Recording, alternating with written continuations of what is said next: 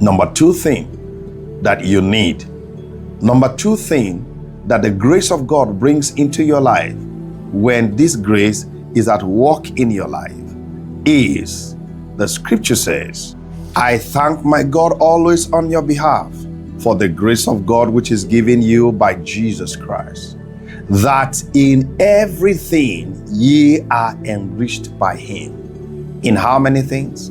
In everything. Number two, the grace of God enriches your life. I love this one. May the grace of God enrich you spirit, soul, and body. Anytime we say rich or riches, people's mind goes straight, first and foremost, to money. The wealth of God, the wealth of life goes beyond how much is in your bank account. Yes, how much is in your bank account is part of it, but it's just a strand of it. The grace of God enriches you in all things. You will not live a poverty-stricken life. By the grace of God, your life will be enriched. Your spirit will be enriched. Your soul will be enriched. Your body will be enriched. Your home will be enriched. Your wife and children will be enriched. Your husband will be enriched. Your entire life, your past, your present, your future will be enriched with the values of God and the values of life that makes life fulfilling and meaningful. Come on, hallelujah. I would like us to turn to the book of 2 Corinthians chapter 8, verse number 9, and then the same book of 2 Corinthians chapter 9, verse 8. I call it 8 verse 9, 9 verse 8. You see that? Sometimes it is amazing how the scripture is arranged. Chapter 8 verse 9 talks of the grace of God, and chapter 9 verse 8 of the same book talks of the grace of God. Can we take a look at 2 Corinthians chapter number 8 verse number 9? The scripture says, the Holy Spirit speaking through his apostle Paul, for ye know the grace of our Lord Jesus Christ, that though he was rich, yet for your sakes he became poor, that ye through his poverty might be rich. We lost everything when Adam lost Eden. We lost our wealth that is freely given to us by the Almighty God, the eternal wealth, the temporal wealth. Everything vanished. Man began to live a life of pain and sweat and trouble. Man began to live a life of lack and hardship, not enough food. Until he lost Eden, there was enough food for him. There was enough gold and silver for him. Precious stones were not hiding in the ground, they were floating on the surface. Just like every pebble, just like every stone, just like every sand that you see. The most beautiful things of life were everywhere in Eden. But when man lost Eden, when man through sin was thrown out of Eden, he lost the true wealth that his God and Father gave to him. And Jesus Christ came to restore that wealth to us.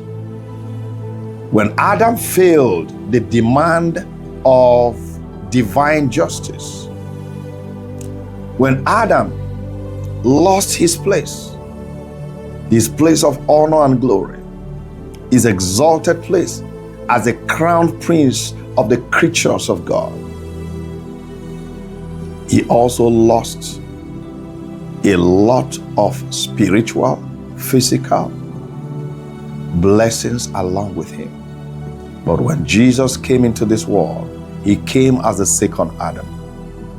He was the only person that earned the respect and the approval of the Godhead, of God the Father.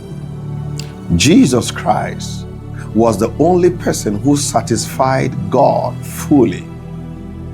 And when he satisfied God fully, do you know what he said? Do you know what happened? God the Father committed everything to him. The Lord Jesus said, all things have been committed to the Son. The Father has given me all authority in heaven and on earth. And I'm also going to under the earth. The extreme, full total, the total sum of the wealth of the universe has been given to me, of kingdom seen and unseen.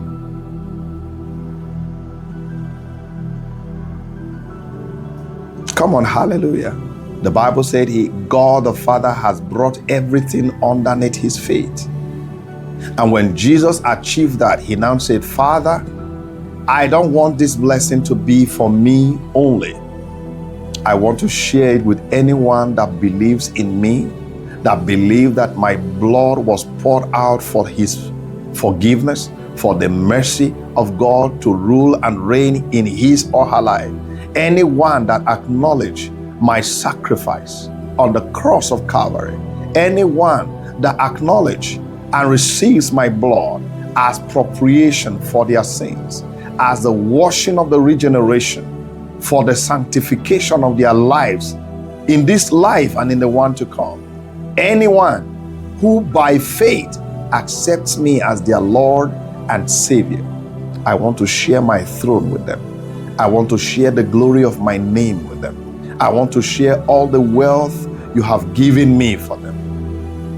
All the things that Adam lost and you have restored to only me, I want to share it with them. So Jesus, in his death, he became one with us. In his resurrection, he became one with us. And so that anywhere the Father places him, he places us. The Bible said, we are one together with Christ, who is the head of all principalities and powers. The Bible says we are joint heirs together with him. Where he sits, we sit. Every blessing the Father has given to him belongs to us also. Come on, hallelujah. That is what God meant. He enriches you in all things. That is what the grace of our Lord Jesus Christ does for you. Stop pitying yourself. I don't know why I'm so surrounded by lack. I have nothing. I want you to know, in Christ Jesus, you have everything. All you need to do is apply for his grace, embrace his grace, swallow his grace, lay hold of his grace, drink his grace. Cast yourself into the waters, into the river of his grace. Be lost in his grace and be found in his glory.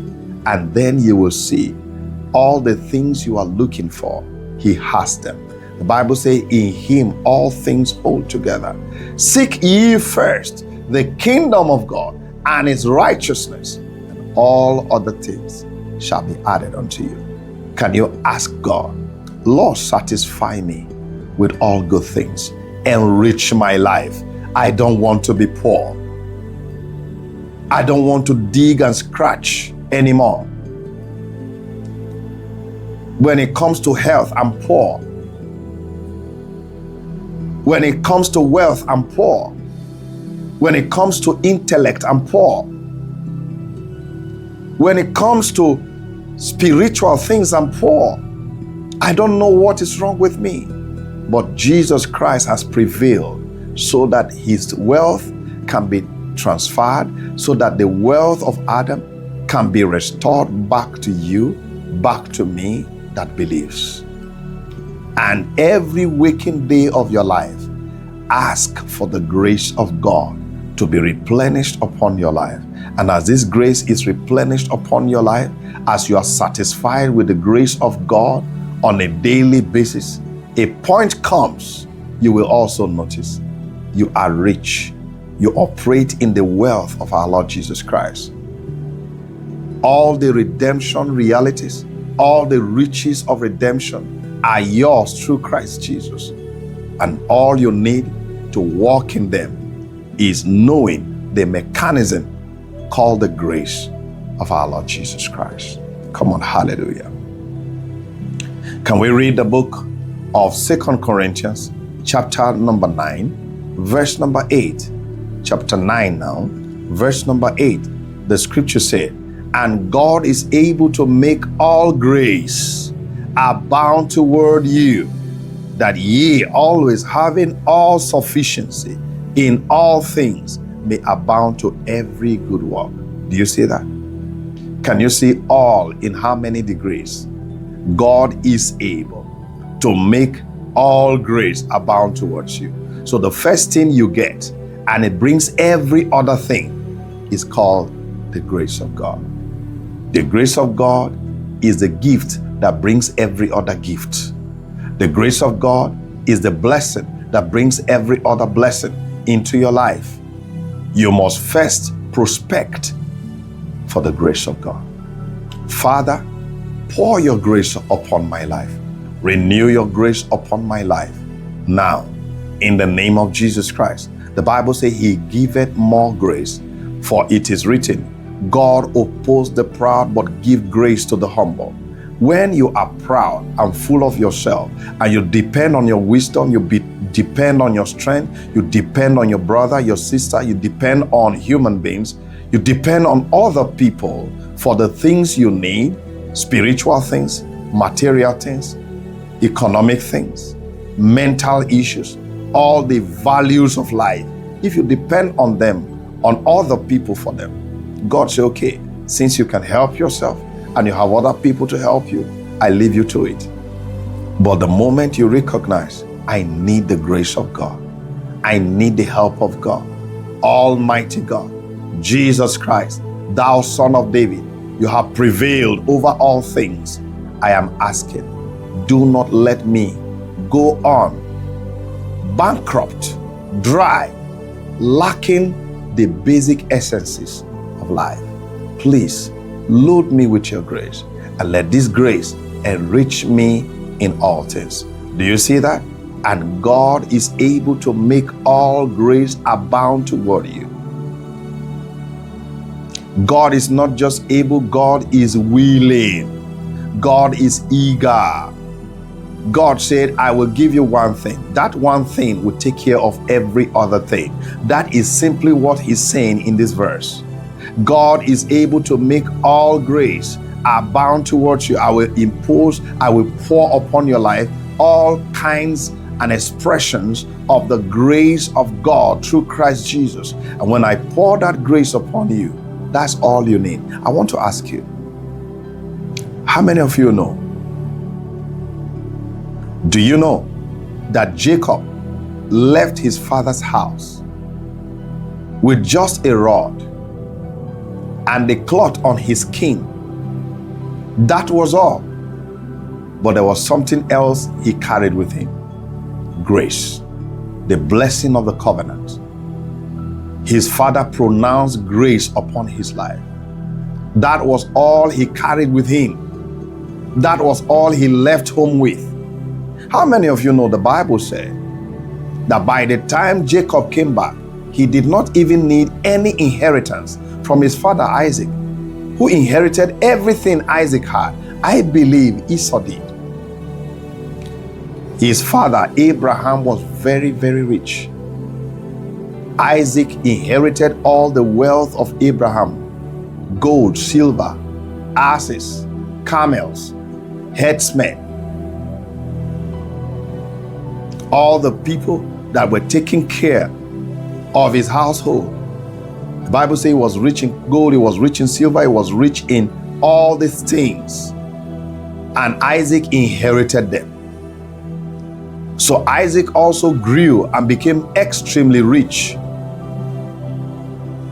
But all that thing, many years later, 21 years later, I believe, when Jacob came back, he had more wealth than Esau and Isaac, to the point that he still gave 300 cattle to his brother as gift by the time he came back. All you need is the grace of our Lord Jesus Christ. You'll be rich in gold. You'll be rich in silver. You'll be rich in wisdom. You'll be rich in all things. Grace brings enrichment in all things. Great grace of our Lord Jesus Christ enriches men, enriches women, enriches a nation with blessings that cannot be quantified. Come on, hallelujah. And God is able to make all grace abound towards you, that you always having, not sometimes having, always having all sufficiency may abound unto all good works. The grace of God can make you so blessed that in every aspect of life, you have enough resources to make things happen. Lord, pour your grace upon my life. I need you. I need this grace, the grace of our Lord Jesus Christ. Lift up your voice, open your heart, ask the Lord, satisfy me with your grace. Come on, hallelujah. Camp David International. Breaking barriers, blessing lives, building the kingdom.